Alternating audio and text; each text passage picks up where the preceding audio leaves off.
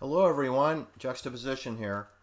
Wanted to carry on my discussion of one of my favorite topics invisible hand, clandestine services, right?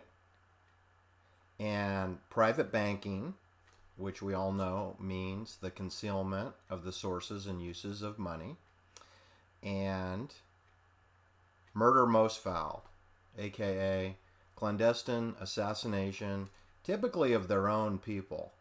It appears that in my research, a very high percentage of the murders that I'm covering are CIA on CIA murder or clandestine services on clandestine service subcontractors.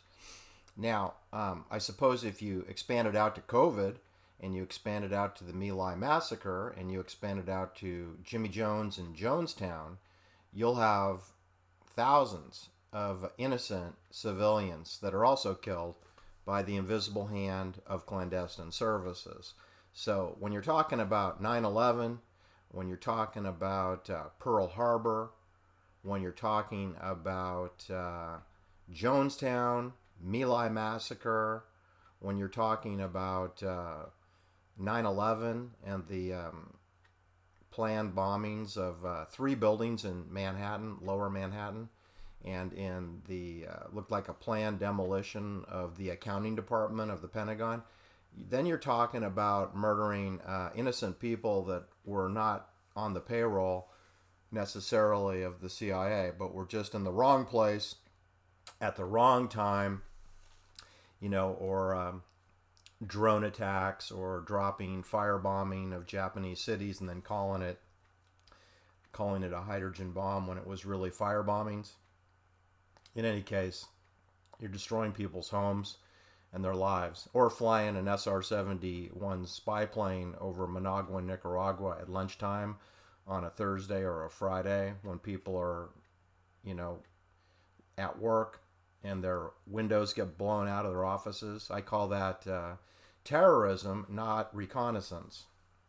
And that's what this plane that I'm in was used for. This plane is used for terrorism, probably as much as it's used to take photographs.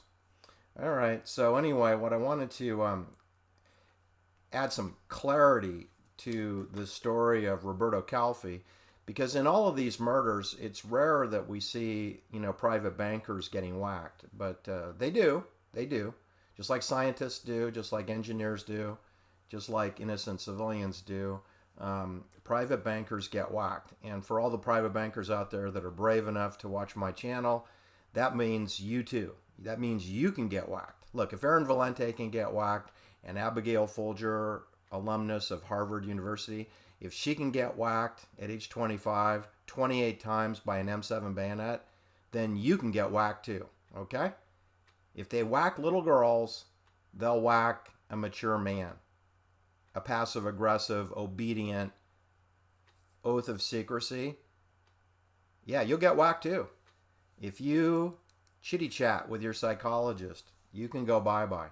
So my video from yesterday kicked off with the political assassination and terrorism kidnapping of Aldo Moro, a former prime minister of democratic Italy. Aldo Moro was the president of Italy, prime minister from 1963 through 1968. And before he was the premier or prime minister of Italy, we had William Egan Colby was deputy chief of the Rome CIA office at the State Department in Rome. William Colby, who had British intelligence Jedburgh Operation Gladio by the sword training in Scotland, England, and was actually a paratrooper in the Army Airborne. That was the cover because he worked for OSS, Office of Special Services. Anyway, I just want to reiterate that that in Verona, Italy, in 1959, 1960, 1961, Sharon Tate and her father, Paul Tate, and Doris Tate, her mother, who's a CIA Army intelligence mother, who had been pimping out her daughter for 16 years, as undoubtedly a requirement for the cult that they were in. And they were in Verona, Italy, which is northern Italy. It's not too far from Lake Garda, and not too far from the Swiss border, and not too far from Milan. And in Milan, we had Roberto Calvi operating his Banco Ambrogiani. And in Rome, we had William Colby, who was a big shot at CIA.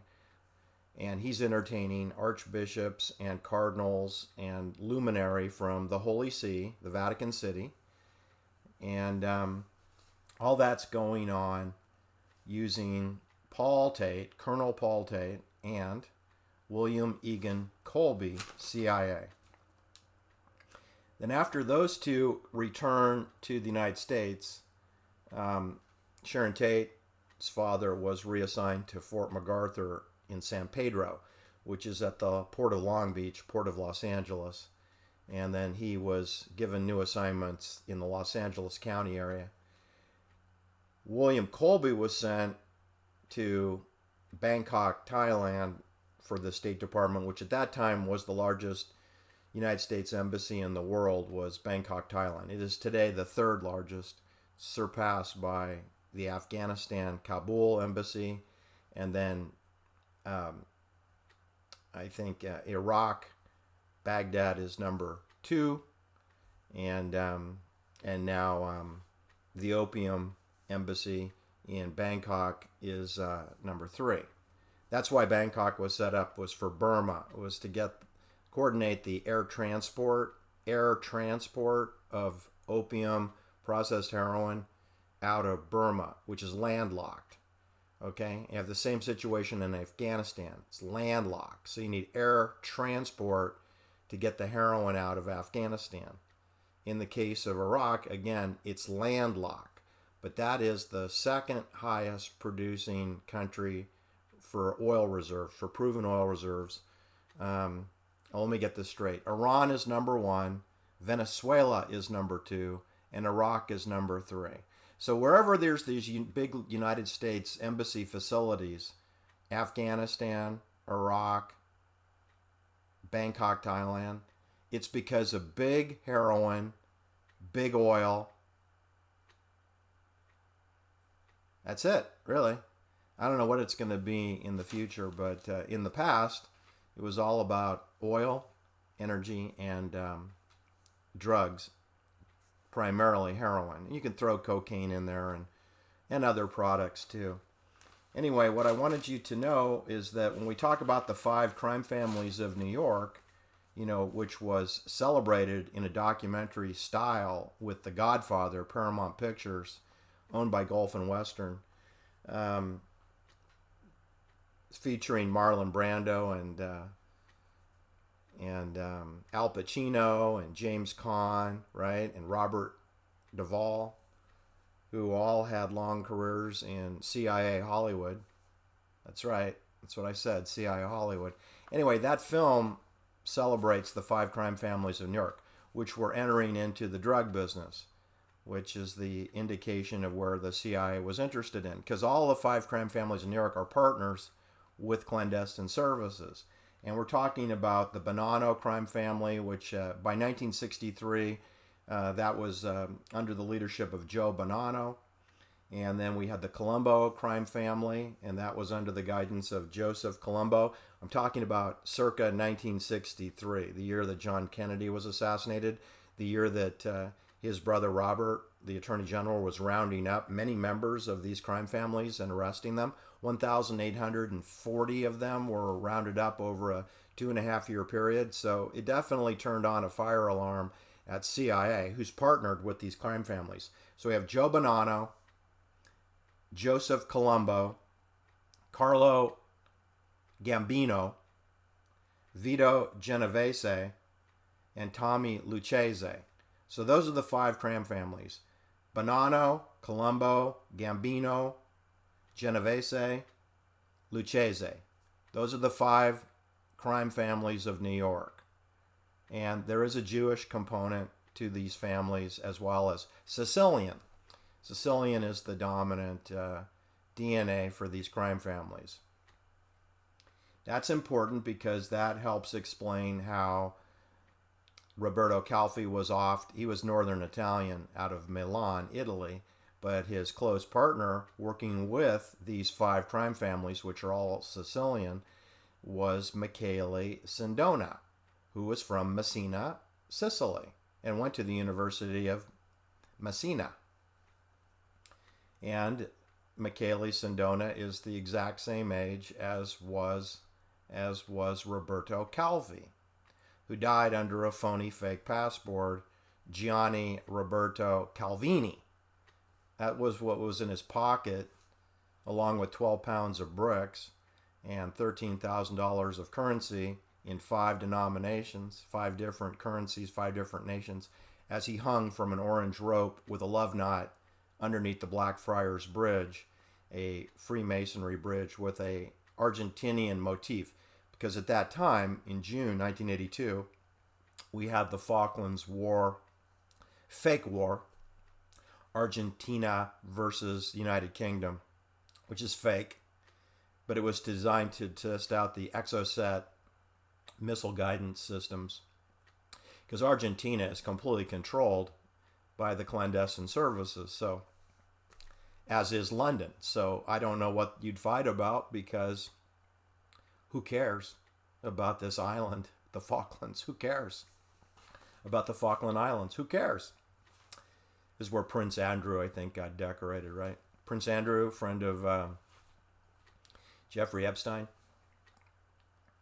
All right, so I just want to establish the 5 crime families that were in play in the 60s and 70s. Bonanno, Colombo, Gambino, Genovese, Lucchese. All right. Paul Castellano was associated with the Gambino crime family, which its business zip codes are Queens, Brooklyn, Staten Island, Manhattan, and Long Island. And that's important because, remember, Michele Sindona, who's partners with the Bank of Vatican, effectively, and partners with Roberto Calvi in Milan, he's the president of Franklin National Bank of Long Island. So in other words, what I'm saying is that Michele Sindona is the primary banker, the primary Sicilian banker for the 5 families of New York, which are dominantly Sicilian-led. So it makes sense you'd have a Sicilian banker for the Sicilian drug-dealing crime families for the clandestine services. All right, so I think I discussed earlier that Roberto Calvi was murdered, right? I mean, they called it a suicide, but over the coming years, it was decided that it was a murder, and they actually had a murder trial. Yeah, they did. They had a murder trial. Took them a long time to get that trial put together. Remember, the murder was on June 17th, 1982, and we're not just talking about Roberto Calvi. We're talking about his trusted secretary, Graziella Correche, okay? Correche. She was 57 years old, and she got thrown off the 5th floor of their Milan plush offices of Banco Ambrosiano, and off she went like Superwoman. Not different than Diane Linkletter did at age 20 at the Shoreham Towers in West Hollywood, face planting into the sidewalk at North Horn Avenue, West Hollywood. So, you know, that was on October 4th, 1969. But on June 17th, 1982, Graziella Correche was thrown out of Roberto Calvi's offices. And she was 57 years old, and Roberto Calvi was 62 when he was suicided by an orange rope facing the financial center of London, the financial center of the world, as a warning to all the bankers out there to zip it. Because my analysis has been, based on my research, is that Roberto Calvi was killed not because of any financial scandal. He was killed because he was talking about secrets of P2, Propaganda Due. He was talking about clandestine operations of the Bank of Vatican, aka the Catholic Church, the Holy Roman Catholic Church, and the Holy See, and perhaps Perhaps he was talking about the mysterious disappearance of, let's not forget her, Emanuela Orlandi, who was very close friends with Paul Marcinkus from Cicero, Chicago, Illinois.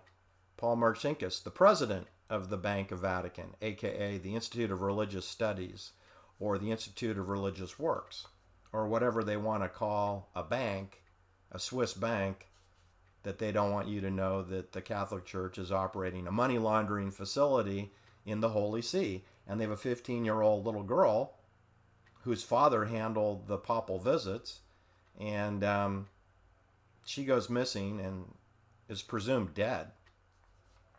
Presumed murdered. You know, either that or she's on the longest flute lesson of her life. All right, so when they finally had a murder trial for Roberto Calvi, that didn't begin until October 5th, 2005, right? So the murder was in 1982. So how many years is that? It's 23 years later. 23 years after they untie Roberto Calvi from the Blackfriars Bridge in London over the Thames River. 23 years later, on October 5th, 2005, they have a trial. They indicted five defendants. All right, let me give you their names. It's not any different than the Jose and Kitty Menendez trial. It's not any different than the Sharon Tate, Abigail Folger, Leno Bianca trial, where they indicted Charlie Manson and Susan Atkins, who were not involved with the murders. So that's what they did in the Roberto Calvi trial. They indicted people who were sort of in the same zip code orbit, but did not participate in the murder. So, of course, that's who you would put on trial, right? Someone that didn't do it. So they put on trial Giuseppe Callo, who's a Sicilian, and he's involved in the drug business, and he's involved with, train bombings and, Red Brigade activities under a different name all throughout Italy, terrorism. So, he looks like he could be guilty, right? It's like the guy that lives in the creek bed. He did it, right? Like the Malibu Creek State Park killer with a perfect shot to the guy's head through a tent in pitch darkness at 4:45 in the morning with no scope, no laser guided bullet, no laser light, no GPS tracking, 120 campers, and he hits the one that's the bio micro nanotechnology scientist. He hits him right in the head, kills him. One shot only, single shot. I'm not buying that, people. So Giuseppe Callo, a Sicilian, is indicted. Flavio Carboni. Now, he did participate indirectly in the murder of Roberto Calvi because Flavio Carboni, who's a Sardinian, by the way, he's not Italian, he's from Sardinia. Okay, so he's the fixer, he's the plumber, he's the one that Propaganda Due, which is Lucia Gelli, he's the one who referred Flavio Carboni to go over and talk to Roberto Calvi about his loose lips problem. And Flavio Carboni hatched the plan that let's travel to Geneva, Switzerland and check out your safety deposit boxes and clear them out. And then let's go to Hungary where we're going to fix you up as a Fiat automobile executive under the false name of Gianni Calvini. And then we'll put you on a private jet and fly you to London where we're going to check you into a 3-star hotel, not really what you're used to. And you can stay in that room for 3 nights until we fix the leak, right? That's what a plumber does. Plumbers fix the leak. But Flavio Carboni didn't do the last leg of the trip. I believe he went to Geneva, Switzerland with Roberto Calvi. And Roberto Calvi has a bodyguard, by the way. You should know that Roberto Calvi doesn't go anywhere without Silvano Vittar. Okay, Silvano Vittar is the bodyguard for Roberto Calvi. But of course, he's got to be in on the kill, just like, William Greer or the driver of the limo for John Kennedy of the Secret Service and his boss who sits next to him, who would be, what's his name? William Greer is the driver of the limo. Roy Kellerman was the senior officer of Secret Service on November 22nd, 1963, sitting in the passenger front seat. And of course, the general in the Air Force who's supposed to sit in between those two knuckleheads, he was excused from duty, right? So you don't have another body that's blocking the bullets right in the way of the kill shot. So you just have the two Secret Service CIA liaison partners, Roy Kellerman and William Greer, and they're sitting low in their seats to keep their heads down so they don't get taken out by the sniper.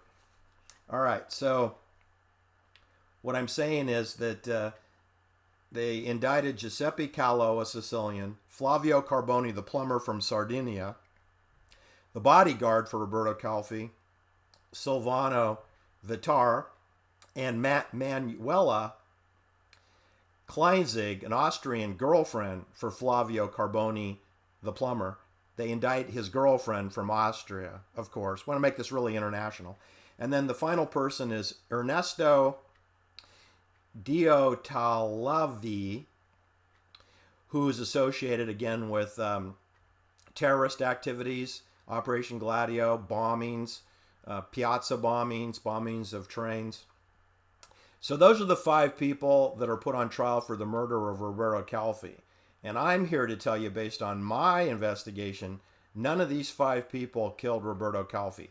Of these 5 people that I just mentioned, the one who had the most involvement with Roberto Calvi going bye-bye would have been Flavio Carboni, the fixer, the plumber, because he arranged to bamboozle Roberto Calvi into believing that his problems with upper management, with propaganda due, Freemasonry, and the clandestine services and the banking community, that could be resolved in London, England. And Flavio Carboni is really a salesman. He had to convince, a panicking Roberto Calvi that he wouldn't be whacked and we can solve all the problems. We'd sit down in a conference room, near the Thames River in central London in the financial district, and you'll have a meeting and we'll schedule it. The problem was the meeting was on the Thames River. It involved, sedating Roberto Calvi and then strangling him to death, then hoisting him up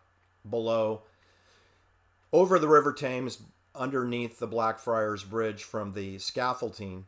And that was done after Roberto Calvi was already dead and had no pulse, right? That's how you do it.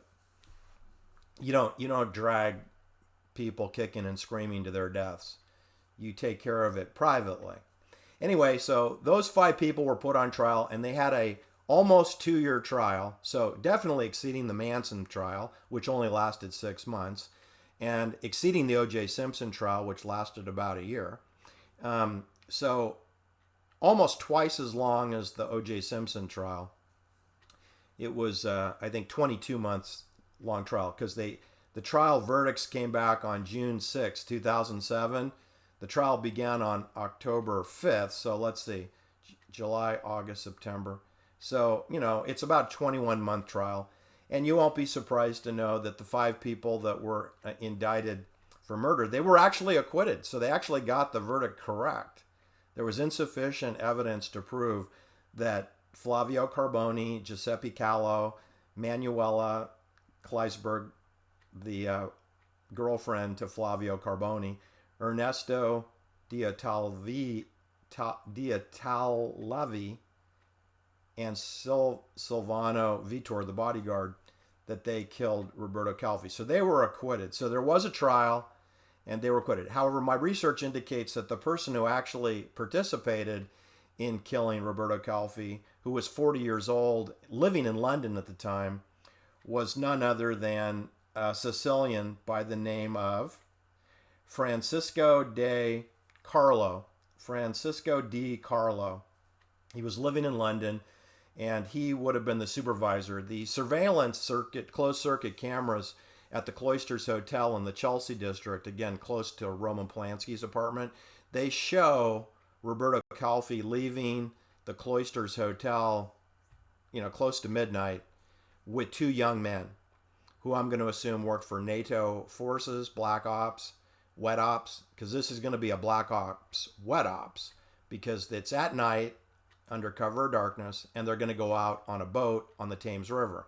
And I believe that that this Francesco Di Carlo wasn't one of the two men who escorted Roberto Calvi from the hotel, but he probably met them at the river when they got on the boat. And I believe he was on the boat with the two men who had already medicated Roberto Calvi in his hotel room at the Cloisters Hotel. So he's sedated, being sort of zombie walked to a car, which then drives him to the boat where he'll be murdered.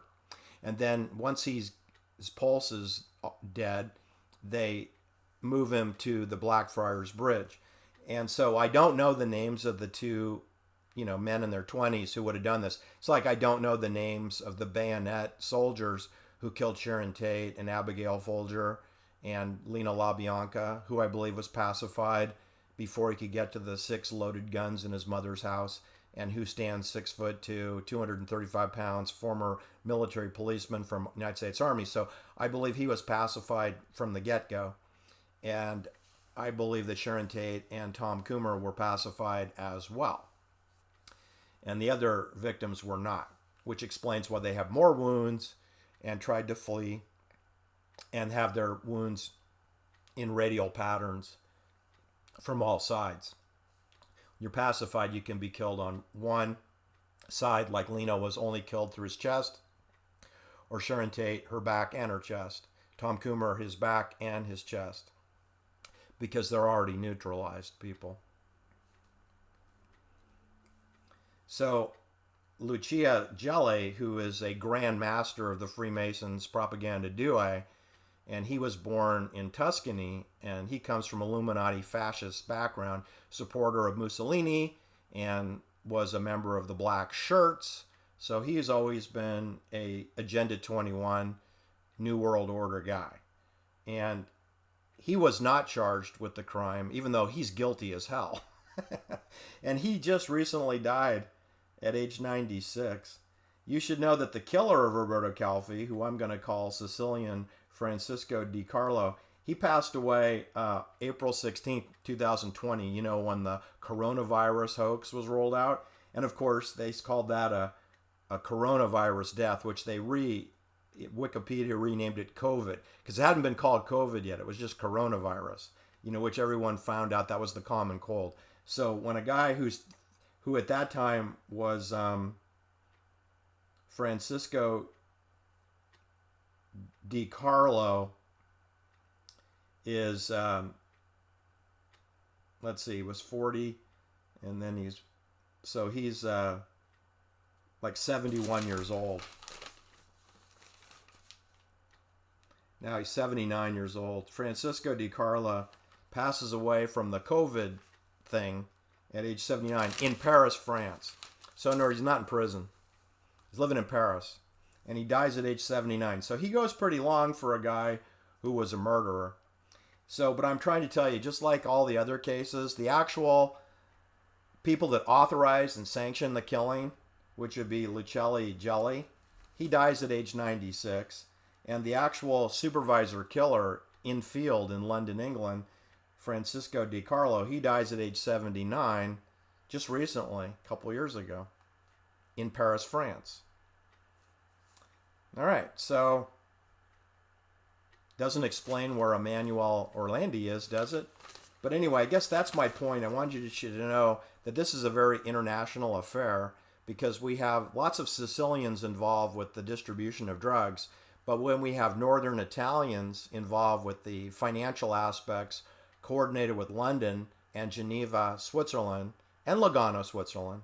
I want to tell you, I was in Lugano, Switzerland once, and I stopped to just look at the lake, and I had two men drive over to where I was, and they hit an electric switch for an underground garage in this office building, which was only a 2-story or a 3-story office building, into the side of a hill. There's a lot of steep hills there around Lugano. Anyway, they were in a Mercedes-Benz I'd never seen in my life. Looked like it was like a $600,000 car. And they got out. They parked the car, but they didn't. They walked out of the garage, flicked the switch, and then the door came down. And then they walked up to their office. It was a very deluxe, beautiful place. And their shoes looked like they were worth $20,000 a pair of those Italian shoes that they're wearing. Two Swiss bankers. I knew immediately that they were bankers. Their clothes must have been $100,000, $50,000 a piece. And I just knew by the car they were in and the shoes they were wearing and the suits that they were wearing that these were elite bankers. This is the world that Roberto Calvi orbited in Milan, Italy. And Michele Sindona, perhaps his world wasn't quite as upscale because he's dealing with the Sicilian group out of Long Island, New York, and the Five Crime Family. So I don't think you need to suit up as elegantly as they do in Switzerland and in northern Italy, where they certainly do dress up. Wanted to bring in kind of the dates of these killings. So Aldo Moro was kidnapped and murdered on May 9th, 1978. He was kidnapped in March, and then he was discovered on May 9th, 1978. Pope John Paul I, of course, was murdered on his 33rd day as Pope on September 28th, 1978. And then that's followed up very quickly by the Roberto Calvi and his secretary's murder, double murder. And then a year later, we have Emanuela Orlandi from the Holy See, Vatican City, going missing at age 15. And she's close to Paul Marcinkus, who ends up living a long life and not dying until he was 84. And he's from Cicero, Illinois, which is where Jose Menendez rolled into town right when Paul Marcinkus was going out to Rome, Italy. And you work your way up the murder list, and you come to Paul Castellano. You may remember he was the head of the Gambino crime family on December 16th, 1985, and he was 70 years old, and he was shot down as he was getting out of his limousine in front of Sparks Steakhouse in Manhattan, and he was killed with his driver. On the coming up Christmas holidays, the 16th of December was a shopping evening. It was early evening, and he was heading for a steak dinner. He didn't make it. He did not get a chance to sit down at his table, and that's attributed to John Gotti. And if you look at Wikipedia, they tell you that was an unsanctioned hit.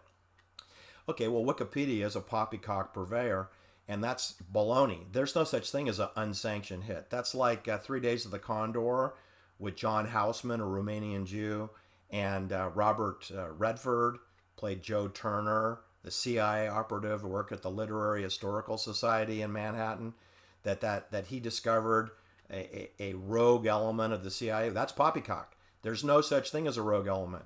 Abigail Folger worked for that element. It wasn't rogue. It was centralized control. It was the Gotham Book Mart, okay? And there's no rogue element within the CIA. It's impossible. The banks will not finance rogue. They only finance direct, approved, and sanctioned activities. So if John Gotti was involved with the assassination of Paul Castellano, it was because he was ordered to do so. It wouldn't have been an idea that John Gotti hatched on his own. It would have been an assignment given to him, and then he would have been rewarded for successfully carrying out the crime, which I believe he was. All right, so anyway, that's it for today. I just wanted you to know that consistent with all of my stories that I cover, whether it's Dr. Victor Ota up in Santa Cruz, Soquel, or whether it's Charlie Manson and Susan Atkins or Patricia Kremwinkle, or whether I'm talking about the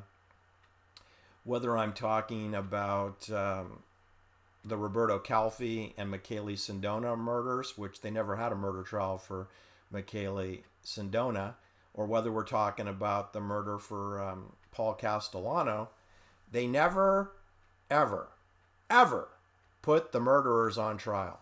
Never. And that's because the clandestine service is exempt from law enforcement.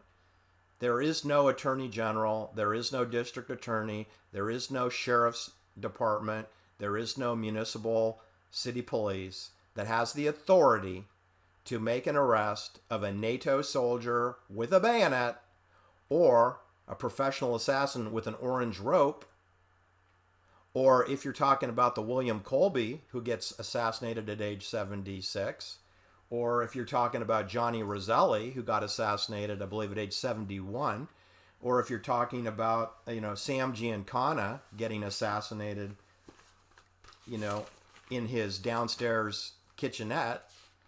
I believe he was 69 years old. And he's associated with drugs, CIA, and murder. Just like Johnny Roselli, who was found in a 55-gallon barrel floating in Biscayne Bay, Miami. I call that a heck of a suicide, right? That you could lock yourself into a 55-gallon drum, right? I don't think so. Anyway, so you got Sam Giancana, you got George DeMornshield, another guy who got his head blown off with a shotgun in a deluxe home near the Breakers Hotel, 8 miles south of the Breakers Hotel, near the Bush, compound in Palm Beach, Florida. All right, what else can I tell you? Take care, hit the like and subscribe. Have a great day. Bye now.